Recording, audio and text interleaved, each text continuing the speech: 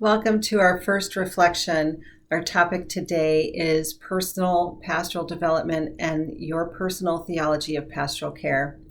Today I'm going to address issues of a quick fix, meeting people where they are at, offering comfort, ritual, and prayer, knowing yourself and your skills and abilities, making assessments, and being an advocate. At the end of the reflection will be your assignment for the week. When we are working with people who are suffering either physically, spiritually, or emotionally, out of our own discomfort with this level of pain, sometimes there can be a desire to offer a quick fix to ease their pain or suffering by trying to offer what we think they need. The difficulty in doing this is that we often bypass what they might really need, which is to have us hold the space for them as they cope with the burden that they are bearing. To be one who will sit with them and hear and feel their pain and suffering and offer assurance that they are valued and loved. As Martha Jacobs noted in her reflection on her own personal theology from this week's reading, if she had offered quick forgiveness for Sam for stealing the candy bar when he was a child, she would have missed the opportunity to hear of Sam's own struggle with his burden.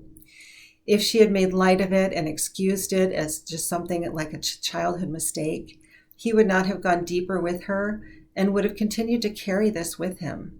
He needed someone to hear his story, to validate his feelings, and to help him understand how he views his God. This God can love him and care for him, forgive him, and also learn how to forgive himself. This pandemic has been a time of many people carrying heavy burdens and wanting to make sense or meaning of the experiences and the losses and the blessings and the learnings. Pastoral leaders have been required to learn new ways of sitting with people when they cannot do so in person, of offering care and support and assurance from afar. Even though you are likely ministering to people in your congregation who identify as Presbyterians, many folks come with all of their own family history, church and faith history, cultural and social views. We must not assume that just because we identify as Presbyterians that we all have the same understanding of what that means. We cannot assume that we know what they need just because we have been in the same situation or had that same experience or think what I would want or need in this situation. I remember meeting with an adult daughter of a man who died, and making an assumption because I know I would be sad if my father died.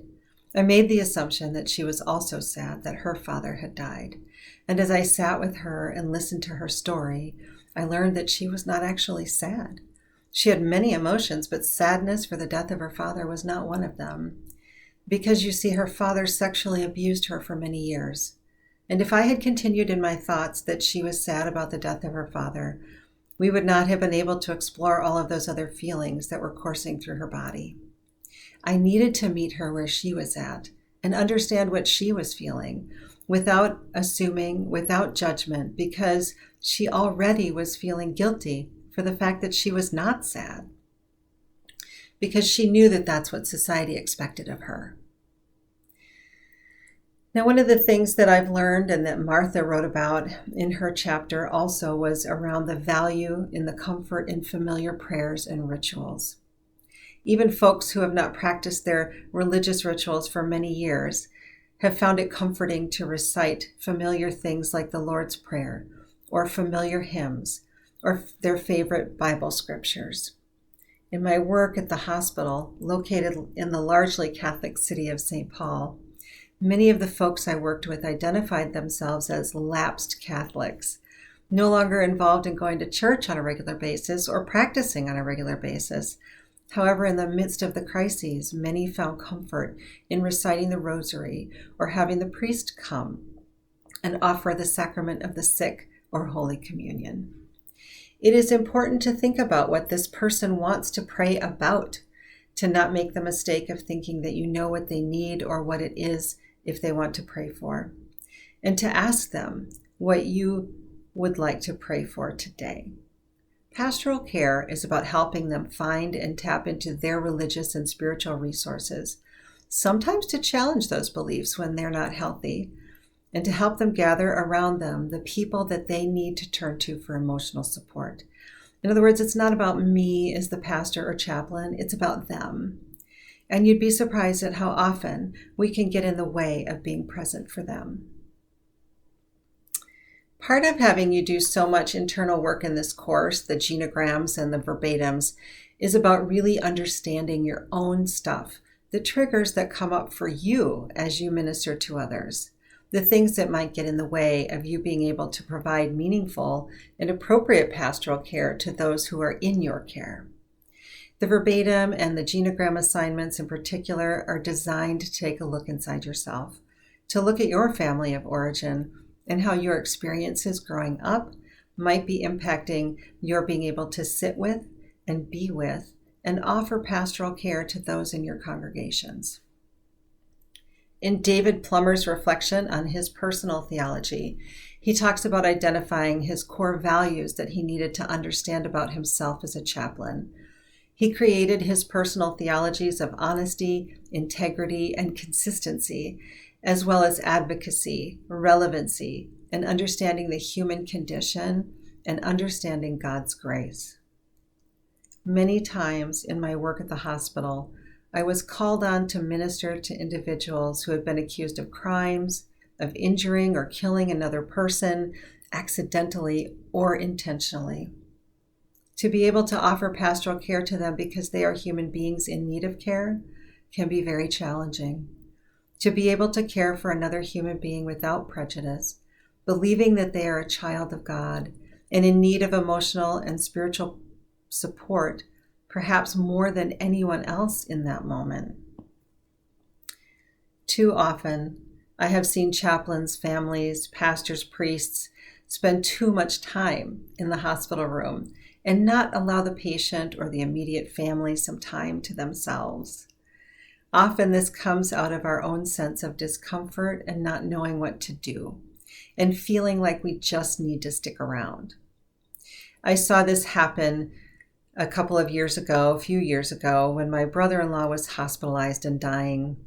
The chaplain resident, who was in training, stayed with my sister-in-law until family members had arrived.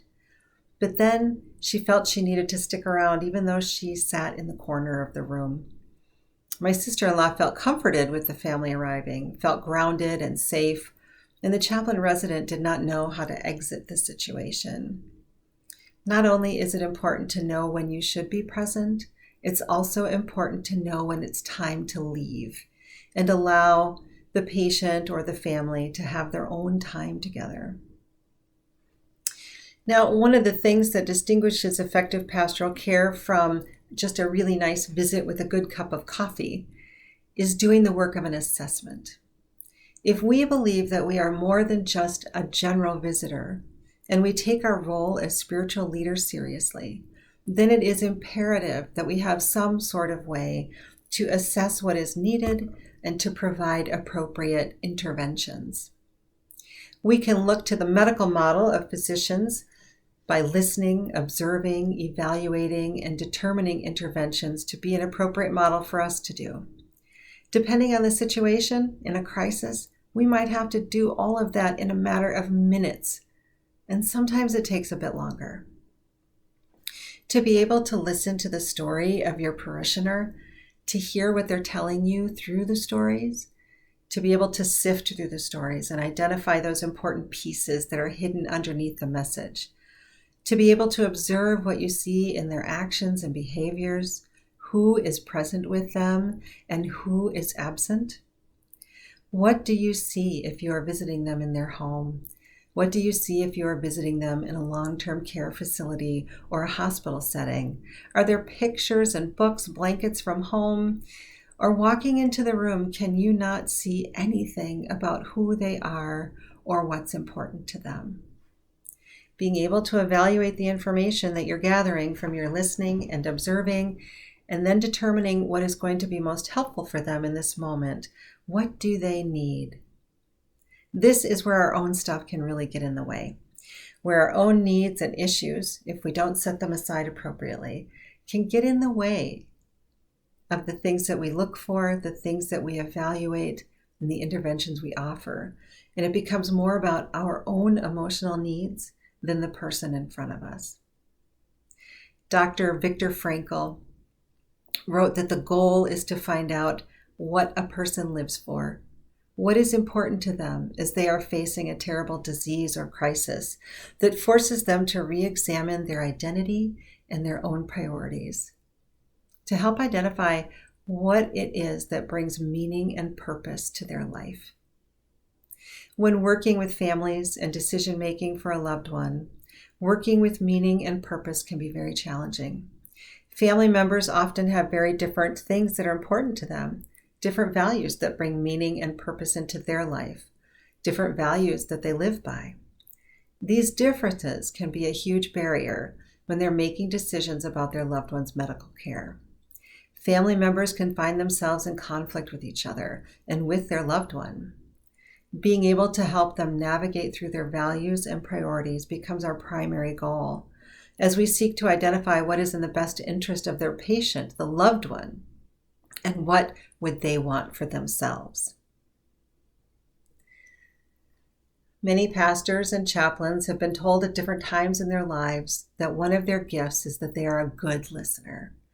And I have no doubt that this is true for you all as well. But we are not looking for someone who is just a good listener. We are looking for people who are really good at spiritually supportive listening. This is something that takes a great deal of intentionality, skill, and restraint. Spiritually supportive listening is about healing, strengthening, and guiding. It is about a transformative experience and an understanding and identifying the emotions behind them. One of the things that was the hardest in the beginning of my chaplaincy experience was becoming comfortable with the silence. As an extrovert and a good conversationalist and a problem solver, right, I was more comfortable filling up the silence rather than sitting in the silence. In pastoral care, the beauty of silence is that it allows quiet time and space for the speaker, your parishioner, to process what has been said and to move forward thoughtfully. Too many times we can be so focused on what we want to say next, or the other extreme, our mind wanders and we're not really listening at all. In either case, we find it hard to stay in the present moment and focus on the listener. Developing these skills, the basic responses to being a good listener, will be important in your ministry. It is important when you are listening to someone to listen to their feelings rather than focusing on the facts.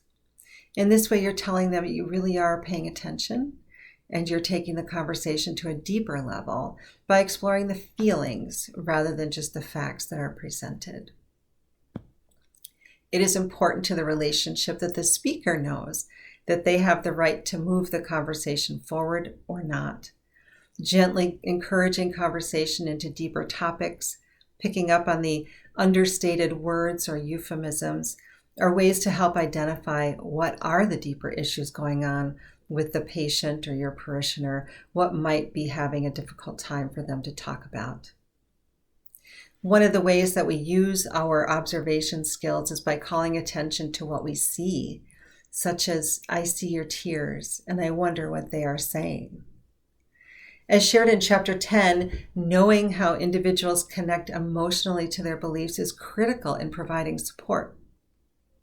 People feel heard, valued, and respected when they know that their pastor is taking the time to listen to their story, to hear their pain, to understand their fears, and not be afraid to go deeper with them. However, their church, religious, and spiritual life has treated them in the past. This is what they believe and bring when they are faced with tragedy or crisis. If the church hurt them, or abandoned them, or disappointed them, they will be less likely to believe that their faith is going to be helpful in the present moment. Offering simple scriptural quotes or church teachings when someone has been or felt shamed or guilted by someone in authority in the church is not going to be a comfort to them. And in fact, they may feel judged and wounded and neglected all over again. In your work in providing pastoral care to your parishioners, it may be one of your biggest roles is that of advocacy or social justice. To be able to advocate for parishioners who might need appropriate mental health care that is not available in your community. To be able to work for social justice in order to have resources available to your parishioners and community so that they don't have to travel miles and miles away to get what they need, or even just not get the help that they need because it's not available to them locally. Now, your assignment for the week, your reflection assignment this week, is a 2-page reflection paper on your pastoral development and personal theology of pastoral care. There are 4 questions in the assignment details of the syllabus for you to respond to. Along with the 2-page reflection paper, which you will email to me, we will also respond to 2 questions in the Facebook group post. Question 1 is, how would you define pastoral care and the role it plays in ministry? And question 2 is, what scriptures or books provide the foundation for your thoughts about pastoral care? Please remember to respond to your colleagues' posts as well. Have a great week, and I look forward to reading your reflection papers and your discussion posts.